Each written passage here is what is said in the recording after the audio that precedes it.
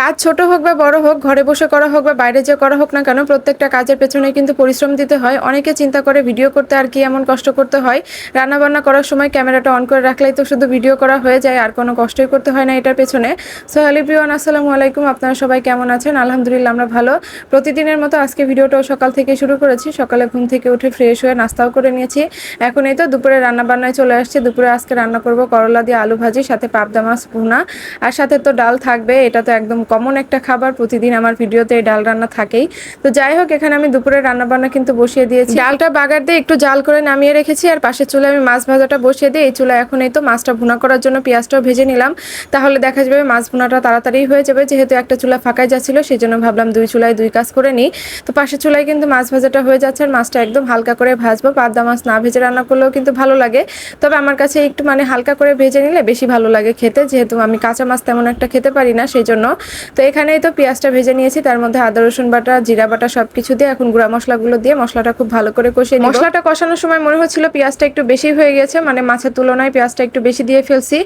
মাঝে মধ্যে আমার এমন হয়, যখন ডিম ভুনা করি অথবা মাছ ভুনা করতে যাই, তখন দেখা যায় পেঁয়াজটা একটু বেশি হয়ে যায়। মাছ অথবা ডিম আগে থেকে শেষ হয়ে যায়, কিন্তু পেঁয়াজটা পড়েই থাকে। তো যাই হোক, মাছটা আগে থেকে তো একটু ভেজে নিয়েছে। এখন এই তো মশলাটা কষিয়ে নিয়ে মাছগুলো দিয়ে দিলাম।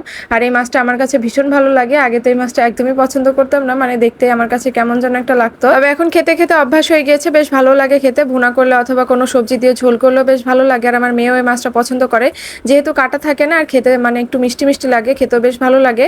তো যাই হোক, মাছ ভুনাটা পাশের চুলায় বসিয়ে দিয়েছে। এই চুলায় এখন তো ভাজিটা বসিয়ে দিই। প্রতিদিন যেই তরকারি রান্না করি না কেন, সাথে একটা ভাজি না থাকলে মনে হয় খাবারটা পরিপূর্ণই হয় না। আর তাছাড়া ইনার পাপা ভাজি জিনিসটা অনেক বেশি পছন্দ করে, সেই জন্য আর প্রতিদিন একটা না একটা ভাজি করতেই হয়। করলাটা ধোয়ার সময় লবণ দিয়ে ভালো করে চটকে ভেতরে যে তিতা রসটা ছিল সেটা বের করে ভালো করে ধুয়ে নিয়েছিলাম। এতে করে কিন্তু করলা ভাজি করার পরে অথবা রান্না করার পরে কোনো তিতা ভাবই থাকে না। ভিডিও শুরুতে যে কথাটা বললাম, কাজ ছোট হোক বা বড় হোক, ঘরে বসে করা হোক বা বাইরে যে করা হোক, প্রত্যেকটা কাজে কিন্তু পরিশ্রম করতে হয়।